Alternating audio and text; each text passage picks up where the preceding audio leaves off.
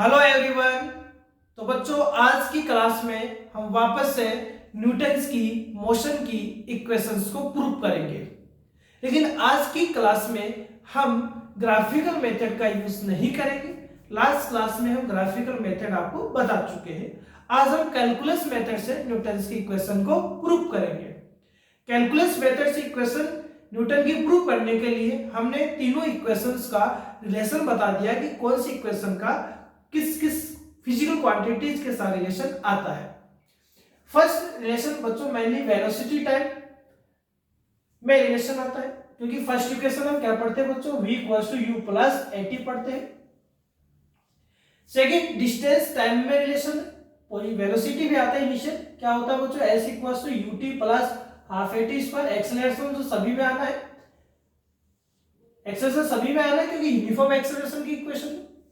Velocity displacement third v square equals to u square plus 2s। इस तरीके से relation है, यानी इनिशियली दो टाइम के साथ रिलेशन है, लेकिन थर्ड वाले इक्वेशन का टाइम के साथ कोई भी रिलेशन नहीं है अपने पास में।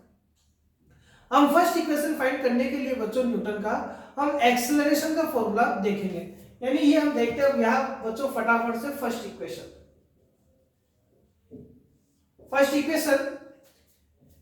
तो वही बात थोड़ी सी हम याद कर लेते हैं कि बच्चों कि इनिशियली t इक्वल्स टू 0 पर जो वेलोसिटी है ऑब्जेक्ट का इनिशियल, जैसे ग्राफिकल मेथड में हमने माना था कि इनिशियली t इक्वल्स टू 0 पर वेलोसिटी कितना है आपके पास u है। आफ्टर t टाइम पर आप फाइनल वेलोसिटी कितना अज्यूम कर लीजिए कि बच्चों मान लेते हैं v है अपने पास में। तो हम यहाँ एक्सेलरेशन का देख रहे हैं बच्चों। सबसे पहले फर्स्ट इक्वेशन एक्सेलरेशन के फॉर्मूले से देखेंगे, और एक्सेलरेशन क्या होता है बच्चों, change in velocity with respect to time होता है। यानी फर्स्ट इक्वेशन हम एक्सेलरेशन के फॉर्मूले से देखेंगे, और एक्सेलरेशन क्या होता है, वेलोसिटी का डिफरेंशिएशन करने पर प्राप्त होता है। तो फर्स्ट एक्सेलरेशन से प्रूव करेंगे और हमें पता है कि बच्चों वेलोसिटी टाइम में रिलेशन आएगा, और वेलोसिटी टाइम में रिलेशन आएगा तो देखो बच्चों वेलोसिटी टाइम में रिलेशन केवल एक्सेलरेशन का फॉर्मूला ही बता सकता है। यानी इसके अंदर आप देखेंगे कहीं पोजीशन नहीं आ रहा है, इसलिए हमने यहाँ पर किसका फॉर्मूला लेना चाहे, एक्सेलरेशन का लेना चाहे, क्योंकि यहाँ पोजीशन नहीं आ रहा है। तो अब यहाँ कैसे लिख सकते हैं बच्चों, dv इक्वल्स टू क्या लिखा जा सकता है, a dt लिखा जा सकता है। अब हमें कैलकुलस मेथड का यूज करना है, तो हम दोनों साइड क्या कर देते हैं बच्चों, इनका इंटीग्रेशन कर देते हैं। चलो यहाँ लिख देते हैं, हम दोनों साइड में इसका क्या कर देते हैं, ये a है और dt है, इसका इंटीग्रेशन कर देते हैं हम। अब इंटीग्रेशन में हमने को लिमिट भी यहाँ लेनी पड़ेगी। लिमिट देखे बच्चों, ये वेलोसिटी है, और वेलोसिटी का इनिशियल लिमिट हमने कितना ले रखा है, u मान रखा है, तो ये u हो गया बच्चों आपके पास। इसका जो फाइनल वैल्यू है वेलोसिटी का वो v ले रखा, तो v हो गया। अब ये जो u है यहाँ देखो टाइम के रेस्पेक्ट में हो रहा, तो टाइम का इनिशियल वैल्यू हमने u पर कितना है ले रखा है, 0 ले रखा, तो ये 0 आ गया।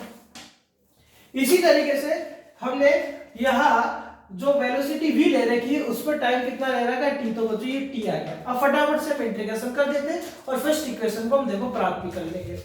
dv का इंटीग्रेशन बच्चों क्या होता है, v होता है, dv का इंटीग्रेशन v है, और लिमिट क्या हो गया, u से लेकर v हो गया, इक्वल्स टू बच्चों ये a, क्योंकि टाइम के रेस्पेक्ट में हो रहा है तो a तो यहाँ कांस्टेंट है, कांस्टेंट को आप बाहर पुट करेंगे, तो जैसे dv का इंटीग्रेशन v है वैसे dt का इंटीग्रेशन क्या होता है, t होता है, और लिमिट 0 से क्या हो गया, t हो गया। अब लिमिट पुट करते हैं, पहले आप इस v की जगह अपर लिमिट पुट करेंगे, और v की जगह अपर लिमिट बच्चों यहाँ v ही आ रहा तो एज इट इज v ही रह जाएगा, और साइन किसका आएगा, माइनस का, और लोअर लिमिट यहाँ u है तो बच्चों u आ गया, v माइनस u आ गया, ये a बाहर है, और यहाँ t की जगह अपर लिमिट t है और लोअर लिमिट बच्चों 0 है, तो ये t minus 0, so v equals to क्या आएगा बच्चों, u उधर चला गया तो u प्लस at। तो आप देख रहे हैं बच्चों, अब हमने यहाँ कौन से मेथड से, यहाँ calculus method, integration differentiation method से हमने न्यूटन का फर्स्ट इक्वेशन क्या कर दिया है, फाइंड कर दिया है। अब हम बात करते हैं हमारे सेकंड इक्वेशन की। अब आप ये देख रहे होंगे कि बच्चों सेकंड इक्वेशन जो है वो डिस्टेंस और टाइम में रिलेशन बताता है, और डिस्टेंस और टाइम में रिलेशन बताता है, तो सेकंड इक्वेशन के लिए ये बच्चों सेकंड इक्वेशन के लिए हमें क्या करना पड़ेगा, हमें सेकंड इक्वेशन के लिए वेलोसिटी का फॉर्मूला लेना पड़ेगा। और वेलोसिटी क्या होता है बच्चों, डिस्प्लेसमेंट अपॉन टाइम होता है, यानी change in displacement with respect to time. देखो सेकंड, तभी तो देखो डिस्टेंस और टाइम में रिलेशन आ रहा है, वेलोसिटी टाइम में रिलेशन, फर्स्ट वेलोसिटी टाइम में रिलेशन, सेकंड रिलेशन किसमें, डिस्टेंस टाइम में, सो डिस्टेंस और टाइम में आ गया आपके पास में। अब देखें ये इसको कैसे लिख सकते हैं बच्चों, v dt लिख सकते हैं, और ये क्या आ जाएगा ds, यानी ds इक्वल्स टू क्या आ रहा है, v dt। और इस v का वैल्यू बच्चों यहां से पुट कर रहा हूं, u plus at and dt। ये इसको ऐसे लिख सकता हूं तो ds इक्वल्स टू u को dt से मल्टीप्लाई करेंगे, u dt आ जाएगा, ये at एंड कितना आ जाएगा, dt आ जाएगा। अब दोनों साइड वापस से आप इंटीग्रेशन कर दीजिए भाई। अब इंटीग्रेशन आप किसके रेस्पेक्ट में करें उसके अकॉर्डिंग आप यहाँ लिमिट पुट कर दीजिए। तो यहाँ पर देखो s के रेस्पेक्ट में कर रहे हैं, और s में मैंने ग्राफिकल मेथड में भी सिखाया है कि इनिशियली यहाँ t इक्वल्स टू 0 पर जो बच्चों पोजीशन अज्यूम करना है वो 0 मान लीजिए, और आफ्टर t टाइम पर पोजीशन कितना मान लेते हैं, s मान लेते हैं। यानी पोजीशन जो है इनिशियली वो 0 है और बाद में कितनी हो गई, s हो गई। ये कौन है जो टाइम है, टाइम का लिमिट 0 से t है, ये अगेन टाइम है तो 0 से t आपके पास आ गया। अब ds जैसे dv का इंटीग्रेशन v था वैसे ds का इंटीग्रेशन क्या होगा, s होगा, और 0 टू कहां तक, s तक आ गया। अब यह t के रेस्पेक्ट में आ रहा तो बच्चों u तो कांस्टेंट आ गया, बाहर ले लीजिए, और dt का इंटीग्रेशन क्या होगा, t होगा, और लिमिट 0 से t आ गया, प्लस इसमें बच्चों a बाहर आ गया। अब देखिए यहां, अब यहाँ एक न्यू फॉर्मूला लग रहा है इंटीग्रेशन का, x की पावर n dx का, और x की power n plus 1 upon n plus 1 plus c होता है। यानी यदि कोई फंक्शन आ रहा है और उस फंक्शन का पावर आ रहा है, देखो ये t आ रहा भाई, t के रेस्पेक्ट में करें तो t आ भी गया, और t का पावर यहाँ 1 आ रहा है, तो किसी का पावर आ जाता है तो उसका इंटीग्रेशन कैसे करते हैं, उसका n plus 1 upon n plus 1 power को ऐड कर देते हैं, पावर में 1 ऐड कर देते हैं, और 1 ऐड करके डिवाइड भी कर देते हैं। तो ये t का पावर 1 है, तो t का पावर 1 है तो t का पावर 1 प्लस 1 t स्क्वायर आ जाएगा अपॉन 2 आ जाएगा। अब यहाँ तो बच्चों लिमिट नहीं था इसलिए c का यूज किया था, यहाँ लिमिट है तो c का यूज नहीं करेंगे, लिमिट 0 से t आ गया। अब लिमिट को पुट कर दीजिए, s की जगह अपर लिमिट s माइनस 0 आ जाएगा बच्चों। इसी तरीके से u बाहर आ गया, और ये आ गया t माइनस 0 प्लस a/2 बाहर, t की जगह t square minus 0, limit put कर दिया आपने। लिमिट पुट कर दिया है तो अब क्या करें, फटाफट से आप इसको सोल्व कर दीजिए। थर्ड इक्वेशन तैयार है, सॉरी सेकंड इक्वेशन तैयार है अपने पास में, s माइनस 0 s हो गया, ये ut हो गया, और ये क्या हो गया बच्चों, हाफ at स्क्वायर हो गया।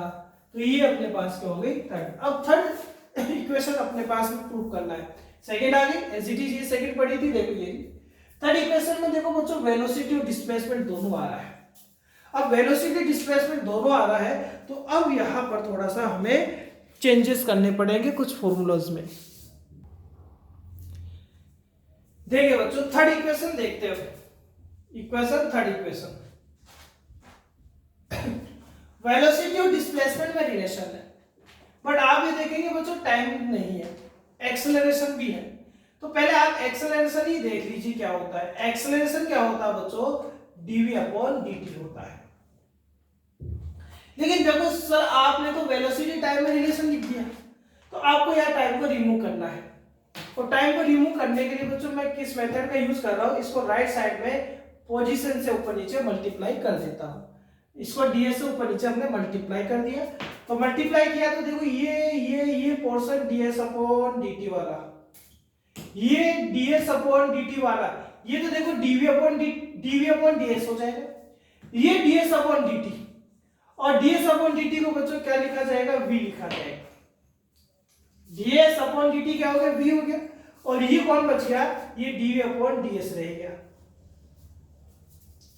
अब ds को यहां मल्टीप्लाई कीजिए तो a ds इक्वल्स टू क्या आ गया बच्चों, v dv आ गया, इधर चला गया। तो एक साइड में अब आप वापस से इंटीग्रेशन कर लीजिए, इसका इंटीग्रेशन करेंगे भाई आप, a ds v dv, यह किसके रेस्पेक्ट में इंटीग्रेशन हो रहा है बच्चों, s के रेस्पेक्ट में, और s का लिमिट 0 से कहां तक है, s तक है। यह v के रेस्पेक्ट में हो रहा है, v इनिशियली कितना माना था बच्चों, u माना था और फाइनल v माना था। सो यहाँ बच्चों a बाहर आ जाएगा, ds का इंटीग्रेशन s आ जाएगा, और यह x की पावर n से आप क्या लिखेंगे v स्क्वायर बाई 2, इसका इंटीग्रेशन हो गया। देखो v का पावर 1 है तो x की पावर n से करें, और x की पावर n से तो 1, तो 1 प्लस 1 2, 1 प्लस 1 2, और लिमिट u से v आ गया।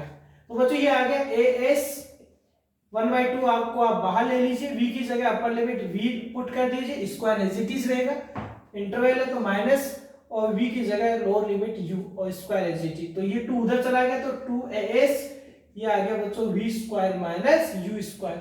सोल्व कर दीजिए, u स्क्वायर उधर गया तो थर्ड इक्वेशन आपके पास वापस से तैयार हो गई भाई। तो ये न्यूटन का अपने पास क्या है, थर्ड इक्वेशन। नेक्स्ट क्लास में बच्चों हम फ्री फॉर्म मोशन की इक्वेशंस को देखेंगे, उसके लिए न्यूटन की इक्वेशन आना बहुत कंपलसरी है, इसलिए इन इक्वेशंस को आप करें। जैसे हमें चैप्टर पूरा होगा बच्चों, हम एनसीईआरटी के क्वेश्चंस पूरे करेंगे, आईआईटी जेईई में रिलेटेड जो क्वेश्चन आए हुए हैं हम उनको भी पूरा करेंगे। तो आप जल्दी से ये नोट कर लिया करें, नोट करने के बाद में आप इनको बच्चों देखा करें, पढ़ा करें, फिर भी कुछ समझ में नहीं आता तो आप कमेंट किया करें और मुझसे पूछा करें। ठीक है बच्चों, थैंक यू।